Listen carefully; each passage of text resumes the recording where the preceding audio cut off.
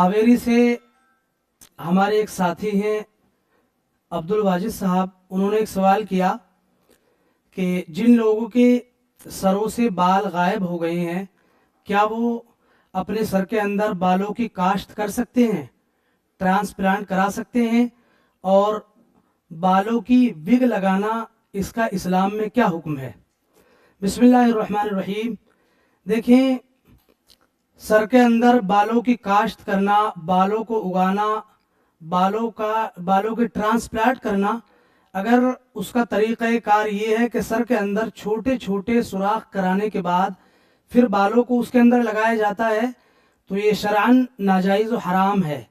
चूँकि बिला ज़रूरत शरइया अपने सर को ज़ख्मी करना और अपने आप को तकलीफ़ देना है, और शरीयत इसकी इजाज़त मरहमत नहीं फरमाती है।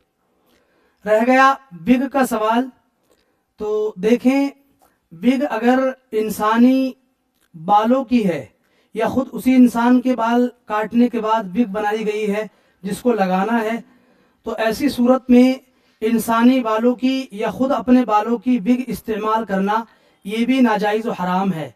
हदीस शरीफ के अंदर ऐसे लोगों के ऊपर लानत फरमाई गई है।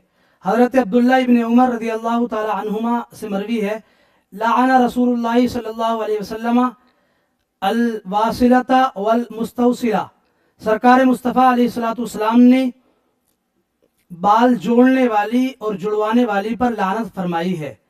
इसलिए याद रखें, बालों की काश्त जो तरीक़ाकार हमने बयान किया उसके एतबार से है तब भी नाजायज़ व हराम, और शरअन उसकी इजाज़त नहीं है।